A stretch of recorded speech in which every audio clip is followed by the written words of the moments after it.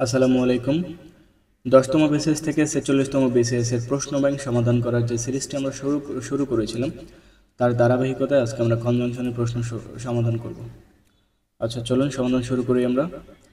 He could not win but learned a lot here but is a 40তম BCS এসেছিল যে এখানে but কোন পার্টসিপল স্পেস। সাধারণত কনজাংশন দুটি বাক্য, ক্লজ, ফ্রেজ, ওয়ার্ডকে যুক্ত করে এবং কনজাংশনের নিয়ম হচ্ছে এর আগে যে পার্টসিপল স্পেস আছে পরেও সেই পার্টসিপল স্পেস থাকতে হবে এবং সেই একই ফর্মে থাকতে হবে।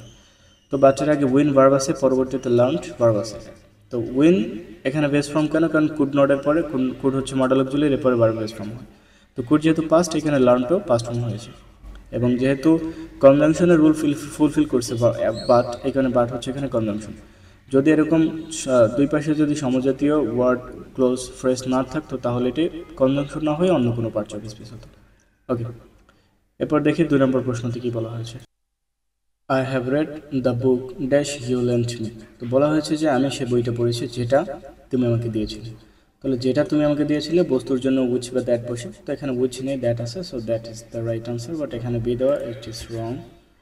Answer will be A, that. Okay, so এবার বলা হচ্ছে যে tell me dash that.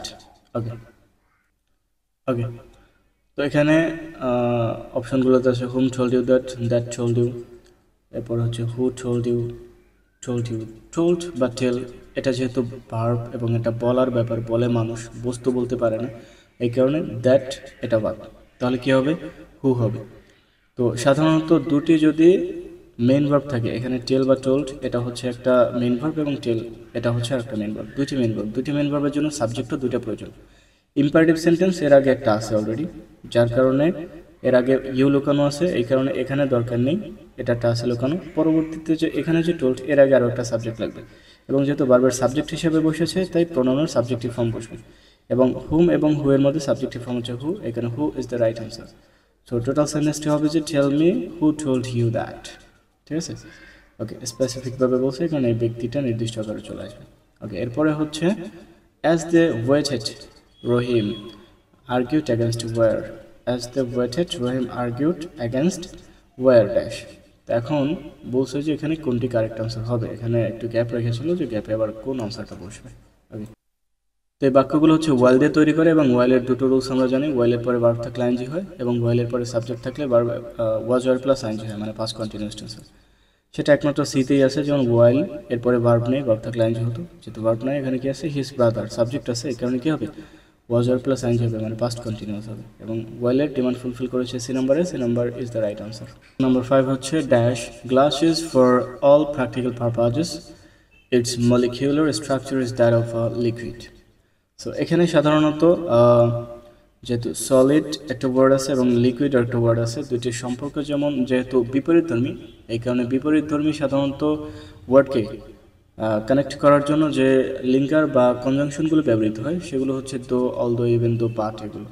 So যেহেতু এখানে বিপরীতধর্মী হচ্ছে কন্ট্রাস্ট তৈরি করছে একটি, এই কারণে এখানে আনসার হবে although. Although glass is for all practical purposes a solid, its molecular structure is that of a liquid. Okay, এরপর বলা হচ্ছে which of the following is a correct sentence। বলছে নিচের কোন সেন্টেন্সটি সঠিক। ওকে, আমরা জানি যে টু ডট ডট টু এটা হচ্ছে একটা collocation. So dot dot to এখানে মিসিং আছে, কোলোকেশনের ঝামেলা আছে, এখানে বি আগে থেকেই বাদ। টু ডট ডট টু, তো টু ক্লেভার নট টু, তো আসলে টু ডট ডট টু এই সেন্টেন্সটাই হচ্ছে বা এই পেয়ার কনজাংশনটা একটা নেগেটিভ মিনিং দেয়, তার মানে এখানে আবার নেগেটিভ এক্সট্রা ওয়ার্ড যুক্ত করার কোনো দরকার নেই, এই কারণে এটা কাটা যাবে। এরপরে he was too clever to miss the point, এটা ঠিক আছে। He was too clever to grasp the point, তো বলছে যে গ্রাস্প আটকে ধরা, ক্লেভার হলে তো পয়েন্ট আরও আঁকড়ে ধরে, সেটা তো আর মানে আঁকড়ে ধরতে পারে না, এরকম তো অর্থ হতে পারে না। তো এই কারণে এটা হবে রাইট আনসার যে he was too clever to miss the point, মানে সে এতটাই চালাক যে পয়েন্ট মিস করে না। ঠিক আছে, টু ডট টু এটার ইংলিশ অর্থ হচ্ছে এই কাজটা একদমই করে না। ঠিক আছে, মানে একটা নেগেটিভ অর্থ দেয়। ওকে, এরপরের প্রশ্নটা একটু দেখি আমরা। কনজাংশন থেকে আসলে এই প্রশ্নগুলোই এসেছে, আর কোনো প্রশ্ন আসেনি। তো আপনারা যখন কনজাংশনের উপরে প্রিপারেশন নেবেন, যারা বিশেষ পরীক্ষা দেবেন, এই ধরনের প্রশ্নগুলোকে হচ্ছে প্র্যাকটিস করবেন এবং এই ধরনের টপিকগুলোকে ভালোভাবে আয়ত্তে নেবেন বারবার প্র্যাকটিস করার মাধ্যমে।